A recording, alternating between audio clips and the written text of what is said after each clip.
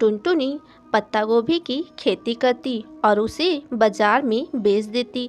गोभी बेचने के बाद उसे जो पैसे मिलते उससे वह अपना घर चलाती। परंतु उसका पति कालू कौवा बहुत ही लालची और शराबी था। वह टुनटुनी का लाया हुआ पैसा छीनकर शराब और जुए में हार जाता था। टुनटुनी, मुझे और पैसे चाहिए, जल्दी मुझे पैसे दो, मेरी शराब की बोतल खत्म हो गई है। बस कालू जी, अब मैं आपको और पैसे नहीं दे सकती। एक तो इतने से पैसे में घर चलाना ही मुश्किल है, ऊपर से आप सारा पैसा लेकर शराब और जुए में उड़ा देते हैं। मेरा नहीं तो कम से कम रिक्की का ही ख्याल करिए, वो आपका भी तो बेटा है। क्या आपकी जिम्मेदारी नहीं बनती बेटे का लालन पालन करने का? चुप कर और मुझे पैसे दे। कालू कौवा टुनटुनी से पैसे छीनकर चला जाता है। एक दिन की बात है। गुब्बारे ले लो, गुब्बारे। माँ, मुझे भी गुब्बारे से खेलना है। एक गुब्बारा मेरे लिए भी खरीद दो ना। ठीक है बेटा। टुनटुनी गुब्बारे वाली चिड़िया से गुब्बारा खरीदकर अपने बेटे रिक्की को दे देती है। ये मैं गुब्बारे से खेलूंगा। ये रिक्की कुछ देर तक गुब्बारे से खेलता है। खेलते हुए उसके गुब्बारे से हवा निकल जाती है। पापा पापा, देखो ना, मेरे गुब्बारे से हवा निकल गई। पापा, इसे फिर से फुला दो ना। ठीक है बेटा, जा तू घर से पंप लेके आ। रिक्की घर से पंप ले आता है और कालू कौवा पंप से गुब्बारे में हवा भर देता है और सोचता है, गुब्बारे में हवा भरने से गुब्बारा कितना फूल गया, क्यों ना मैं इसी पंप से गोभी में भी हवा भर दूं। जितना बड़ा गोभी उतना ही अधिक पैसा, मगर मैं ये सब टुनटुनी के सामने ना कर सकूंगा।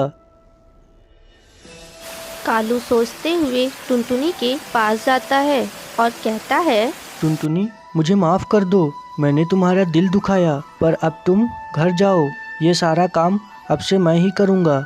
क्या सच में कालू जी, ये सारा खेती आप करेंगे? हाँ टुनटुनी, मैं ये सारा खेती का काम कर लूँगा और बाजार में पत्ते गोभी बेचने का काम भी मैं ही करूँगा। तुम्हें यहाँ आने की अब कोई ज़रूरत नहीं है।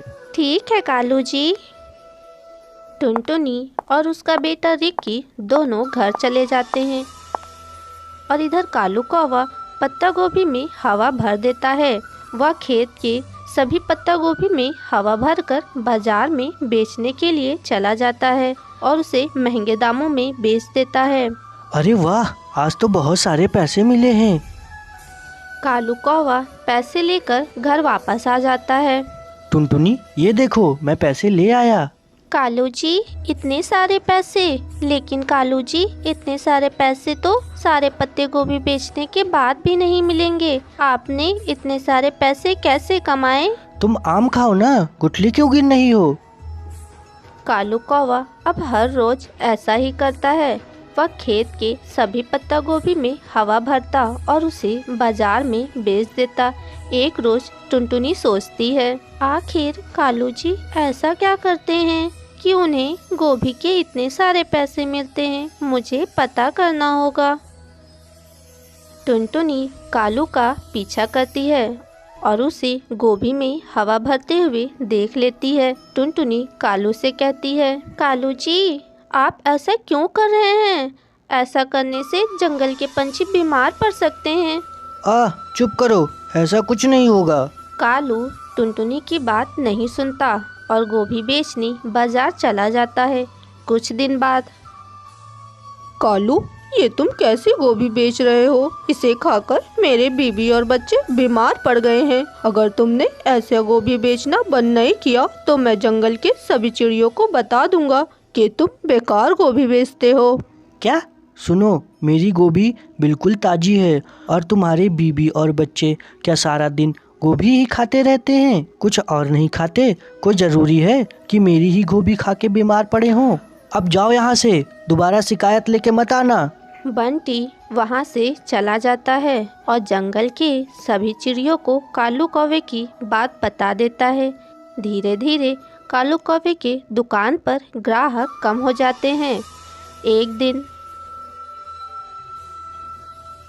देखा कालू जी, आपके गलत तरीके से पैसा कमाने का नतीजा हमारे खेत की सारी गोभियाँ सड़ गई। पहले तो 1-2 करके बिक भी जाती थी, लेकिन 3 दिन से तो एक भी गोभी नहीं बिकी। रिक्की भी भूखा है।